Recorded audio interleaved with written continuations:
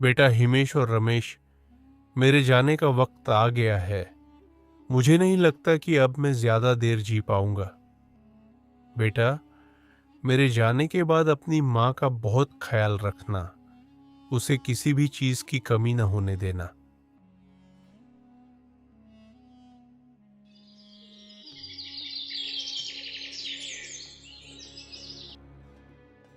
कुछ ही दिनों बाद सेठ लालू प्रसाद की मृत्यु हो गई थी। उनकी पत्नी लीलावती की तो दुनिया ही उजड़ गई थी। वह बेचारी गम से निढाल अपने स्वर्गवासी पति को याद करके बस रोए जा रही थी। सेठ लालू प्रसाद अपने पीछे चलता हुआ कारोबार, जमीन जायदाद सब कुछ छोड़ गए थे। उनके मरने के बाद एक दिन उनका दोस्त आया और उनके बेटों हिमेश और रमेश से कहने लगा। बेटा हिमेश और रमेश, तुम्हारे पिता ने मरने से पहले मुझसे तुम दोनों भाइयों की जमीन जायदाद और कारोबार के बंटवारे की बात की थी और कहा था कि मेरे मरने के बाद मेरे बच्चों में सब कुछ बराबर बांट देना। साथ ही उन्होंने बार बार कहा था कि वे मेरी पत्नी और अपनी मां लीलावती का बहुत ज्यादा ख्याल रखें। बेटा, मैं आज तुम्हें यही कहने आया हूं। यह सुनकर उनके लालची बेटे और बहुएं बहुत खुश हो गईं। वे सब कुछ आपस में आधा आधा बांटने लगे। लो जी, सब कुछ तो आपस में बंट गया, पर सासू माँ को कौन रखेगा? ये तो किसी ने सोचा ही नहीं। दीदी, सासू माँ को तो आप लोग ही रखेंगे। आखिर जेठ जी उनके बड़े बेटे जो हैं, उनका भी तो कोई फर्ज बनता है। वैसे भी बड़े बेटे का फर्ज ज्यादा होता है। भला ये क्या बात हुई? सासू माँ को तो तुम लोग ही रखोगे। आखिर रमेश उनका छोटा और लाडला बेटा जो है, वैसे भी वो तुमसे ज्यादा प्यार करती हैं, इसलिए ये बात तो तय है कि सासू माँ को रमेश ही रखेगा। ऐसा बिल्कुल भी नहीं हो सकता दीदी। हिमेश अभी इतना जिम्मेदार नहीं है, और वैसे भी आप तो जानती हैं कि मेरी तबीयत अक्सर ही खराब रहती है और मुझे इलाज के लिए शहर जाना पड़ता है। इसलिए सासू माँ तो आपके साथ ही रहेंगी। हाँ हाँ, माँ को तो तुम ही रखोगे। तुम्हें पता है, मैं जरा कारोबार में मसरूफ रहता हूं, इसलिए माँ का तुम्हारे साथ रहना ही बेहतर है। मैं भी कभी कभी उन्हें खर्चा दे दिया करूंगा। आखिर वो मेरी भी माँ हैं। तुम पैसों की फिक्र मत करना। बस सीमा से कहो कि वो माँ को संभाल ले। भाई, ये क्या कह रहे हो आप? सीमा तो खुद अक्सर बीमार रहती है, वो कैसे माँ को संभालेगी? पैसों की बात नहीं है, पैसा मैं दे दूंगा। आप भाभी से कहें कि वो माँ को संभाल लें। हम इतनी बड़ी जिम्मेदारी नहीं संभाल सकते, इसीलिए बेहतर है कि आप लोग ही माँ को रखें। लीलावती दूर खड़ी अपने बेटों की बातें सुन रही थी। वह बहुत ज्यादा दुखी हो गई और अपने पति को याद करके फूट फूट कर रोने लगी। हे भगवान, ये क्या हो रहा है? मेरे ही बेटे मुझे रखने को तैयार नहीं है, जबकि मैंने सारी जिंदगी अपने बेटों को फूलों की तरह पाला है, कभी उन पर कोई आंच नहीं आने दी। अपने पिता के इस दुनिया से जाते ही ये कितने बदल गए हैं और किसी को भी मेरी कोई परवाह नहीं है। लालू प्रसाद, काश आप इस दुनिया से न जाते। अब अक्सर माँ को लेकर बहुत ज्यादा झगड़ा रहने लगा था। दोनों बेटों में से कोई भी अपनी माँ की जिम्मेदारी उठाने को तैयार नहीं था। यह खबर जब सेठ लालू प्रसाद के दोस्त को मिली, तो वह हिमेश और रमेश को समझाने उनके घर आया। वह उनसे कहने लगा। बेटा रमेश और हिमेश, ये मैं क्या सुन रहा हूं? तुम दोनों ही अपनी मां को रखने को तैयार नहीं हो। क्या तुम्हें भगवान का खौफ नहीं? तुम्हारे पिता ने भी बार बार तुमसे अपनी मां का ख्याल रखने को कहा था और तुम लोग आपस में लड़ रहे हो। देखो, वो मां तुम दोनों की है और तुम दोनों को मिलकर ही अपनी मां का ख्याल रखना चाहिए। दोनों बेटे मिलकर ही अपनी माँ की जिम्मेदारी उठाने को तैयार हो जाते हैं, पर उनकी पत्नियों का तो मुंह ही सीधा नहीं होता।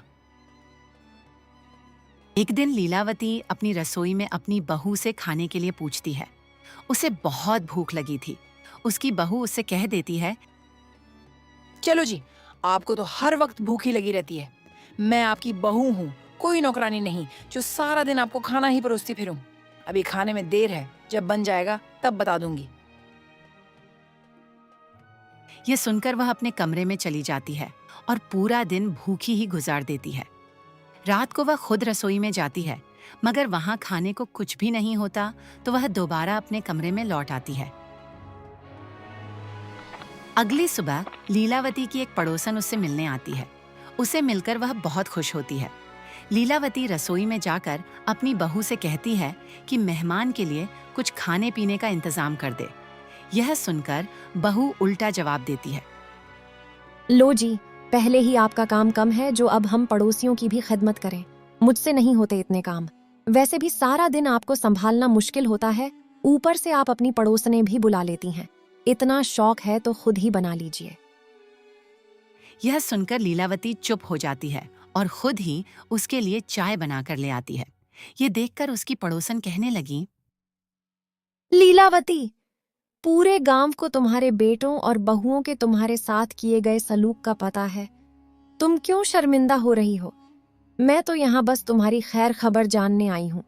तुमने भी बाहर आना छोड़ दिया है। थोड़ा बाहर निकला करो, इससे तुम्हें बहुत अच्छा महसूस होगा। पास खड़ी लीलावती की बहू ये सारी बातें सुन लेती है। वह फौरन सबके पास जाती है और अपनी सास की शिकायत करती है। एक तो सारा दिन हम तुम्हारी माँ को संभालते हैं, ऊपर से वह लोगों के सामने हमें जलील करती है। पूरा गांव तरह तरह की बातें बनाता है। तुम्हारी माँ ही लोगों से हमारी शिकायत करती है। कोई है उसे पूछने वाला? भाभी बिल्कुल सही कह रही हैं। इस तरह गांव में हमारी कितनी बदनामी होगी। लोग तो यही कहेंगे ना कि बेटे और बहुएं बुढ़िया की सेवा नहीं करते, जबकि हम दोनों सारा दिन आपकी माँ की ही पूछती रहती हैं। ये सब सुनकर हिमेश और रमेश अपनी माँ के पास जाते हैं और कहते हैं, माँ, ये हम क्या सुन रहे हैं? आप गांव के लोगों से हमारी शिकायत करती हैं, उनके सामने अपने बेटों और बहुओं की बुराइयां करती हैं। कितनी अफसोस की बात है माँ, वे दोनों सारा दिन आपका ही ख्याल रखते हैं, आपकी पूछताछ करती हैं, आपका ख्याल रखती हैं, फिर आप उन्हें बदनाम कर रही हैं। आपको बहुओं की नहीं तो अपने बेटों की इज्जत की तो परवाह करनी चाहिए। लोग क्या कहेंगे हमारे बारे में? अपने बेटों की बातें सुनकर माँ का दिल फट जाता है। वह सोचती है, मेरे बेटों को देखो, अब इन्हें अपनी माँ नहीं, अपनी पत्नियों पर भरोसा है।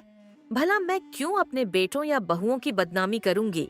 ये चाहे मेरे साथ जैसा भी सलूक करे, मैं उनकी माँ हूँ, मैं तो इनसे वैसा सलूक नहीं कर सकती ना। लीलावती का दिल बहुत भारी था। वह अपना मन हल्का करने के लिए बाहर चली जाती है। वह कई दिनों से घर से बाहर नहीं गई थी। वह गांव की चौपाल पर बैठ जाती है और गांव वालों से खूब बातें करती है, जिससे उसका मन हल्का हो जाता है। लीलावती के बेटों से अब अपने पिता का कारोबार संभालना नहीं होता। वे कारोबार में काफी नुकसान करते हैं। उनके घर के हालात भी कुछ अच्छे नहीं रहे। एक दिन लीलावती अपने बेटों से कहने लगी, बेटा हिमेश और रमेश, मेरी दवा कई दिनों से खत्म हो गई है। बेटा मुझे दवा ला दो।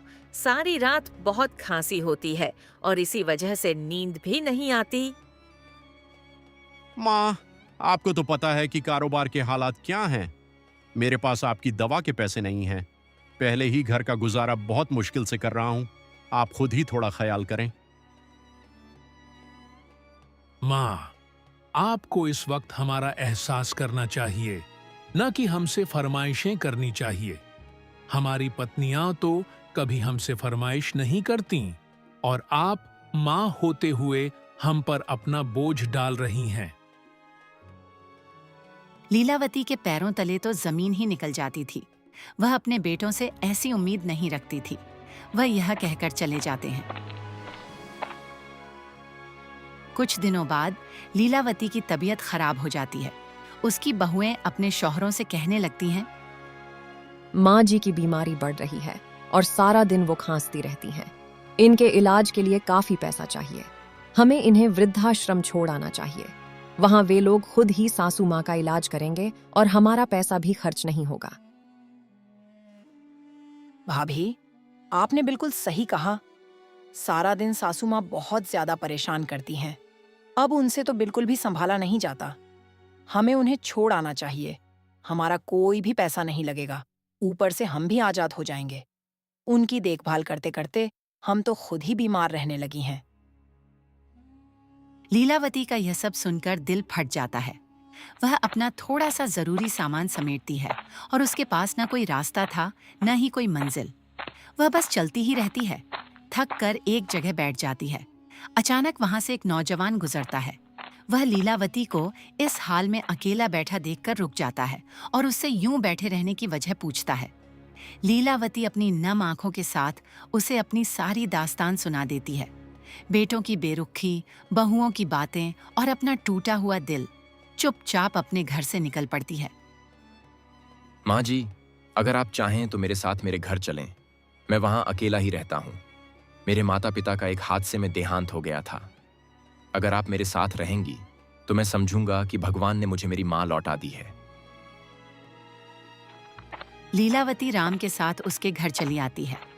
राम का एक छोटा सा झोपड़ी जैसा घर था। घर के अंदर के हालात उसकी गरीबी का साफ आईना थे। ये सब देखकर लीलावती का दिल भर आया।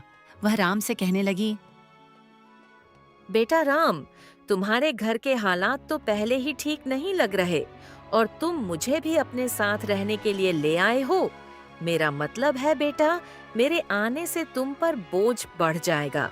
मैं तुम पर अपना बोझ नहीं डालना चाहती। ये कैसी बातें कर रही हैं आप? माँ क्या बोझ होती है? ये सच है कि मेरे घर के हालात कुछ अच्छे नहीं हैं, पर मैंने आपको अपनी माँ माना है। देखना, भगवान हमारी जरूर मदद करेंगे। मुझे भगवान पर पूरा भरोसा है। यह कहकर राम घर से चला जाता है। उधर हिमेश और रमेश अपनी माँ को ढूंढते हैं, पर उन्हें माँ नहीं मिलती। अब बहुएं तो बहुत खुश थीं, क्योंकि उनकी जान जो लीलावती से छूट गई थी। शाम को राम वापस आते समय कुछ घर का सामान और लीलावती के लिए दवा लेकर आता है। यह देखकर लीलावती बहुत भावुक हो जाती है और वह राम से कहती है, बेटा राम, तुम्हें अभी ये सब नहीं करना चाहिए। मैं जानती हूँ कि तुम्हारे हालात क्या हैं, इसलिए मैं तुम पर बोझ नहीं बनना चाहती थी। और देखो, तुम मेरी वजह से कितनी मुश्किल में पड़ गए हो। नहीं नहीं माँ, आप मुझ पे बिल्कुल भी बोझ नहीं हैं। भगवान के लिए ऐसा मत कहिए। आप नहीं जानते कि आप मेरे लिए कितनी खुशकिस्मत साबित हुई हैं। मैं कई दिनों से एक नौकरी की तलाश में था और आपकी खुशकिस्मती से मुझे वो आज मिल गई है। भगवान ने मुझे आपकी किस्मत का बढ़ा दिया है माँ। राम की ऐसी बातों से लीलावती बहुत हैरान थी कि कोई गैर भी किसी के लिए इतना कुछ कर सकता है। उधर हिमेश और रमेश का कारोबार लगातार नाकामी का शिकार हो गया और उनके घर के हालात बहुत बुरे हो गए। एक दिन एक साधु उनके घर आया और उसने दोनों बहुओं से रोटी के बारे में सवाल किया। वे आगे से कहने लगीं, प्रणाम साधु बाबा, हमारे अपने घर के हालात बहुत ज्यादा तंग चल रहे हैं। हमारे चलते कारोबार को भगवान जाने किसकी नजर लग गई जो हमें ये दिन देखने पड़ रहे हैं।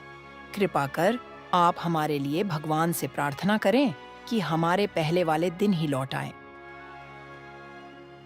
जो मैं देख रहा हूं और समझ रहा हूं, तुम लोगों ने भगवान को नाराज कर दिया है, जिसकी वजह से तुम पर उसकी कृपा खत्म हो गई है। तुम लोगों ने अपनी स्वर्ग जैसी मां का बहुत दिल दुखाया है। इसी वजह से वह यहां से चली गई। वह अपने साथ इस घर की लक्ष्मी और शांति भी ले गई। जाओ, अपनी मां को ढूंढो और उससे क्षमा मांगो। इसी में तुम सबकी भलाई।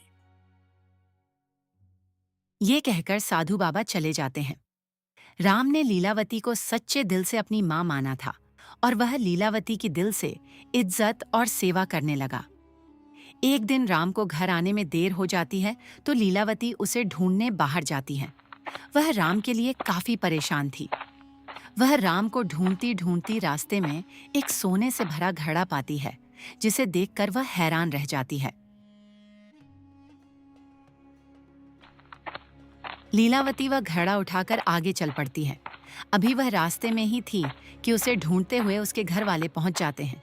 वो अपनी मां के हाथ में सोने से भरा घड़ा देखकर लालच से भर जाते हैं। सभी की आंखें फटी की फटी रह जाती हैं। इतने में राम भी वहां पहुंच जाता है। लीलावती के बेटे उससे हाथ जोड़कर माफी मांगते हैं और अपने साथ चलने की विनती करते हैं। लीलावती को अब समझ आ जाता है कि उसके बेटों का दिल अब लालच से भर गया है। वह उनसे कहती हैं, अब मुझे क्यों लेने आए हो यहाँ? जब मैं तुम्हारे पास थी तब तो बोझ थी तुम्हारे लिए। मैंने तुम्ह दोनों को पाला, तुम्हारी अच्छी परवरिश की। तुम्हारे पिता ने तुम्हें कभी किसी चीज की कमी नहीं आने दी, पर तुम्ह दोनों से मिलकर भी एक मैं को संभालने नहीं आए। चले जाओ यहाँ से। तुम सब ने मुझे बहुत दुख दिए हैं। शायद तुम्हारे कर्मों की वजह से ही आज तक भगवान ने तुम्ह दोनों को औलाद नहीं दी।